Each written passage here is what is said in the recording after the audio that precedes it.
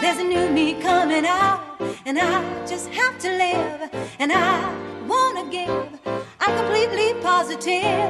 I think this time around I am gonna do it like you never knew it. Oh, I'll make it through. The time has come for me to break out of the shell. I have to shout that I am coming out. I'm coming out. I want the world to know. Welcome to the show, Never Too Late Ever, where we focus on making the next chapter of your life the very best chapter ever.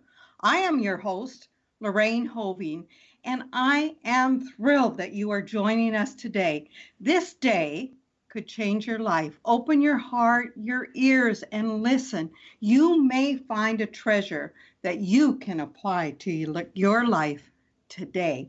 And I am really excited about our guest today. Our guest, I want to talk, first of all, I want to say welcome, Kellee. Hey, thanks, Lorraine. Thanks for having me. She's a Dr. Kellee, but I kind of know her as Kellee, so I'm going to call you Kellee. Kellee, please do. First question before I read about your wonderful life and your bio, I would like to know what wakes you up in the morning on fire? Every morning when you wake up, what gets you out of bed excited about life? Oh God. Okay. I know exactly what it is. And for some of your listeners, this is probably going to sound kind of weird, but what gets me up in the morning. We like weird. I know. I wake up in the morning and I keep my phone. I know you're not supposed to do this, but I keep my phone on my nightstand next to my bed. And I wake up in the morning. I'm in the Pacific time zone in California. Mm-hmm. And I have a lot of clients who are in the East Coast. So they're 3 hours ahead of me. And what wakes me up in the morning is when I look at my phone and I see I'm 14 pounds down, or I'm 45 pounds down, thought I'd never see this number. And I mean, I know it's crazy, but like, that's what gets me fired up in the morning and gets me out of bed. Yeah, that gets you fired up because you know that you're helping others, and that gives you significance. And that's key. It's others that sometimes just inspire us. So that's cool. Absolutely. So yes, and that gives you a hint about Kellee's bio. So let me tell you a little bit about her. Dr. Kellee Rutley is a chiropractor and a fat loss expert. She uses a combination of weight loss and inflammation reducing strategies based on each person's bio-individuality and personality. I like that. Dr. Kellee knows that one size never fits all. So a personalized approach that allows for as much flexibility as possible, yet still getting maximum result, is what she always aims for.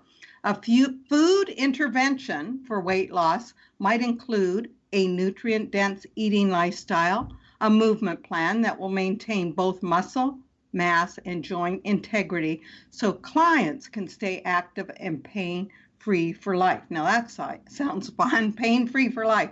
A mindfulness-based approach is one of the cornerstones of Dr. Kellee's coaching. So clients often become happier and lighter, not just in their bodies, but in their lives. Dr. Kellee firmly believes that weight loss and health should come from a place of inspiration, not old school or deprivation. Kellee is the host of the upcoming live event called Breakthrough to Freedom Live on February 14th to 16th in San Diego, and that sounds wonderful. So, Kellee, this is great. This is a great topic. And I love some of the what you have in your bio about individualizing it and personality, because that's what I find, that there is no one size fits all for weight loss. There just isn't. And so tell us a little bit more about how you became a chiropractor and how you got into this field. Oh, sure. I'd love to. And while you were reading that, I thought to myself, I'm like, gosh, I just made a liar out of myself, because what really wakes me up in the morning and gets me out of bed is my cat meowing at me to feed him. It's like, that's really what happens. Yeah, that's where that's the rubber that meets the road, because that's really what happens, right? Yeah. Let's be honest, okay? Okay. So thanks, Lorraine, and thanks for reading my bio. It's actually kind of funny to hear your own bio, because it always makes you go, "Wow, I'm a rock star! Wow!" It's like, Well, you are. Who wrote that? Who wrote that? Well, your first question was, how did I become a chiropractor? Interestingly enough, I was raised in a very medically oriented family, traditional Western medicine. So my mom worked for pediatricians and at Stanford University. And I grew up with, going to the doctor and getting shots. And I mean, we had cabinets and cabinets full of antibiotics and, Benadryl and cough syrup and things like that. So it really wasn't a normal, wasn't like a normal course of life for me to go to chiropractic school. What happened is I was a personal trainer, and I worked very early in the morning. So I had to get up and drive to the gym at like 5 o'clock in the morning. And one morning the sun was coming up, the sun was in my eyes, and I was driving a Bronco 2, which is like a, kind of an unstable SUV. This was back in the 90s. And I reached down to grab my sunglasses. And unfortunately, when I reached down to grab my sunglasses, I turned the wheel and I ended up rolling this SUV twice and spinning it out. Oh my God. Very, very lucky that I didn't die in that accident there, but for the grace of God, I was able to just kick the door open and get out and look around, not knowing what happened. No other cars were involved. No one got hurt. It was just one of those crazy moments in life when you realize that, thank God, there's somebody else looking out for you. Absolutely. But in the course of that, obviously rolling a car, I landed on my head in the car and had a huge lump on my head, and just went on with my life. Nothing was, quote, broken. So I didn't do anything about it other than just, go back to my normal life. Well, within a few days, I was unable to move my head, move my neck. Wow. I had some x-rays. Nothing was broken. So again, went on with my life. A couple of years later, Lorraine and I had debilitating migraines to the point that I was, that I would have days where I was unable to turn on the lights or have anybody in the room with me. I would just be in tears and such pain. But I was raised to believe that chiropractors were fake doctors and that they were quacks.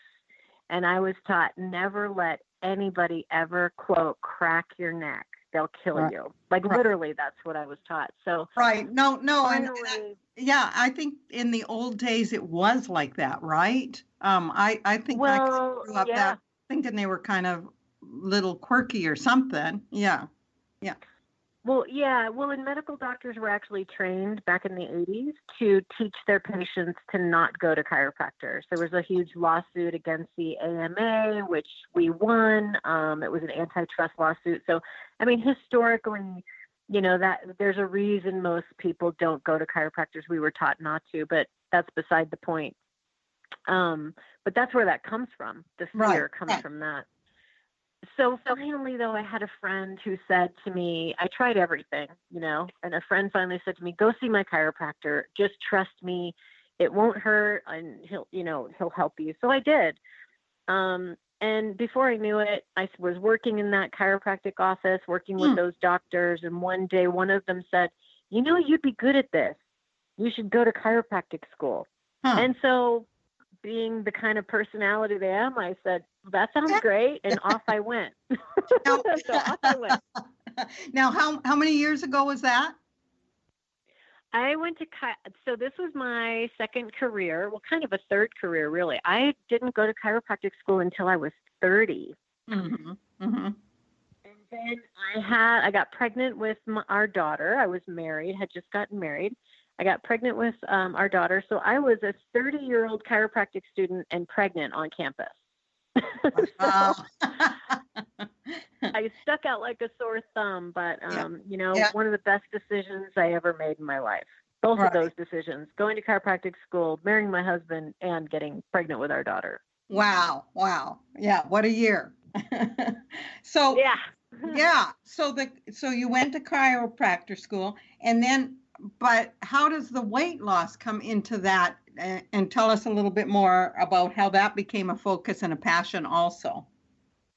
Sure, sure. Well, what most people don't realize is that chiropractors we're called portal of entry doctors or physicians. So, in the umbrella of our education, I mean, we're trained in nutrition. We're trained. We have a holistic education. Most people think of chiropractors as back pain doctors or neck pain doctors or headache doctors, but we are taught nutrition and physiology at a very, on a very deep level in chiropractic school.